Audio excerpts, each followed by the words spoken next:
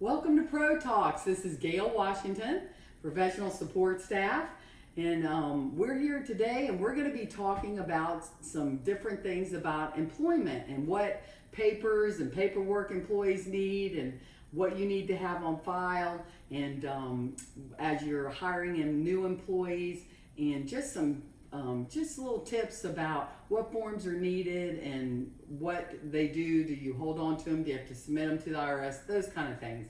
So we've been talking about payroll a lot, and we've been talking about different things with payroll, about W-2s, W-3s, and today we're going to talk about employee files. So when you hire a brand new employee, there are certain forms that you're going to need. And so a lot of times we find out that people don't have these on file, and it is a requirement to have them on file. Now, if you're one of my clients where we do your payroll and we process that for you, then we've already got that. We already have it in the system and we have a digital copy. So you don't have to have them on site, but we could always supply that for you. Some people like to have the employee file on hand as they do like evaluations and records, or if you have to write someone up for something, you would note it in their folder, which hopefully you will never have to do that. But it's good to keep a really clean record, not only for yourself, but also about different things that that employee does, or responsibilities or promotions, or either things they might need to improve. And that definitely helps with the labor board as well. Especially if you're like a day preschool or a daycare or anything like that, you'll need to make sure you keep those things on file, as the labor board can come in on you, but that would be very rare and only if there's a complaint. So my motto is always be above board.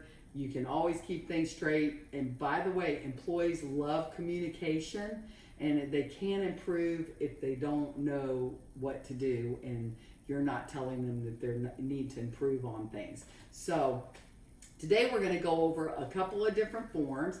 First of all, I would definitely make an employee folder. I always make a folder, a paper folder on file, not just digital. And I always put their name on that, and I keep all my employee folders in one place.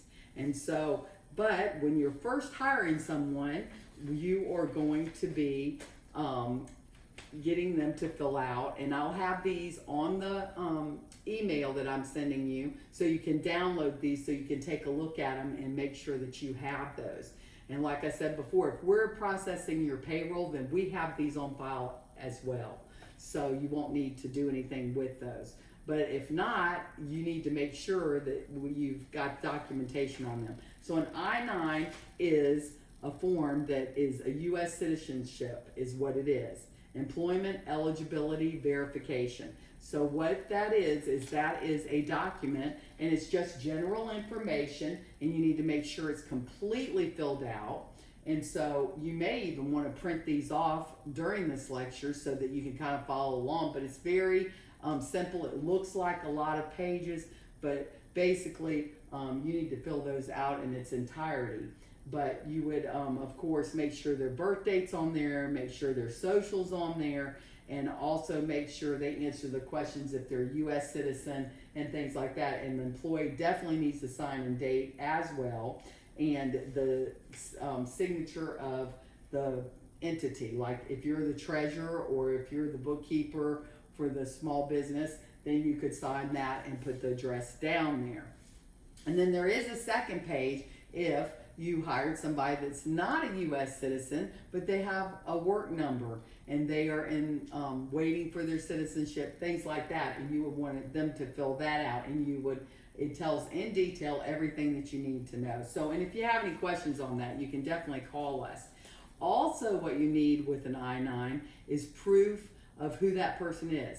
I usually always get a social security card or work card and a driver's license if they have a driver's license. But 2 forms of ID. If they do not have a driver's license, you definitely need something with a social security card or also, a work card.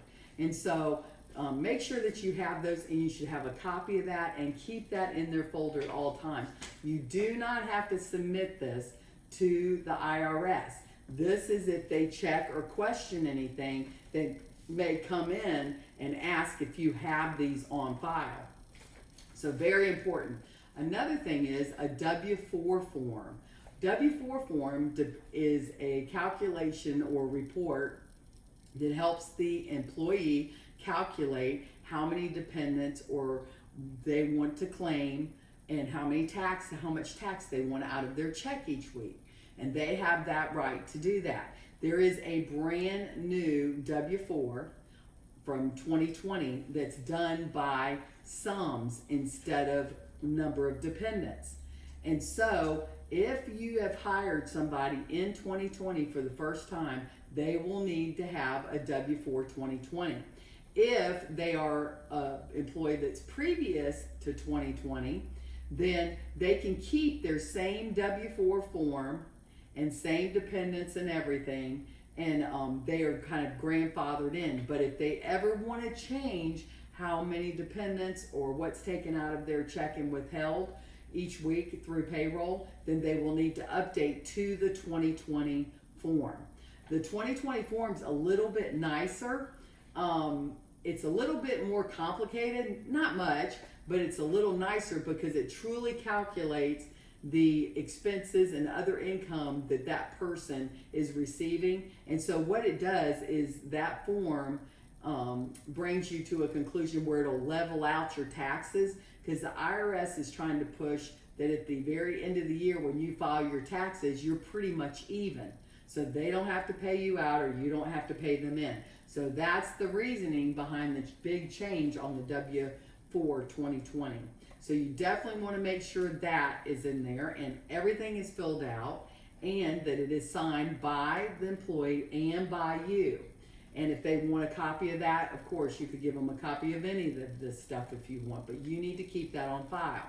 And what you would do is report that to your payroll company, or you would back it up if you're doing the payroll, or just like with us, somebody would send a new W-4, we put it in, and it changes the calculation on what their taxes would be out of their check each paycheck. So make sure that you do that. So two things that you want a W-4, you want an I-9, you want to make sure you have proper identity, which is social security card and driver's license if possible, and every document is signed and it's completely filled out. So you want to make sure of that. Another thing that I always put in my employee file is I usually put their position or a contract. You say contracts are complicated. They don't have to be. It could be something as a job description, but it is very, very wise to have a contractual agreement. This, when you're sitting down with a brand new employee, they know what to expect and you know what you're expecting from them. You know, I learned a long time ago from a lot of people, a lot wiser than me, that if you expect people, they will come to the challenge. And so most of the time, it's not the people, it is the process. And so people don't know what's expected of them.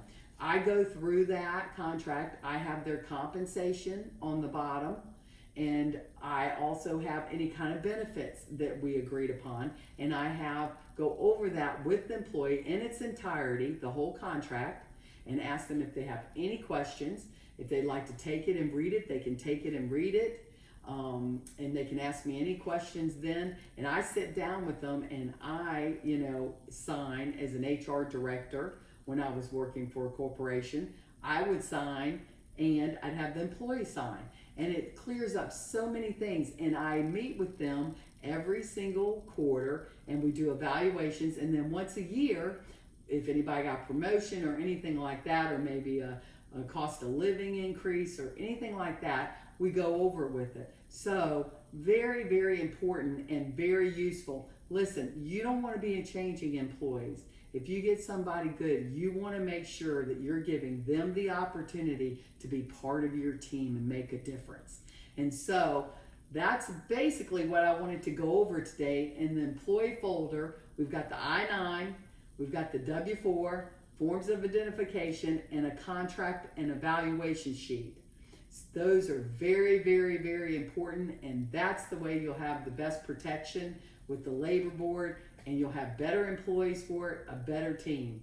So hopefully that was a help today. Until next Tuesday, have a great week, and thanks for listening to Pro Talks.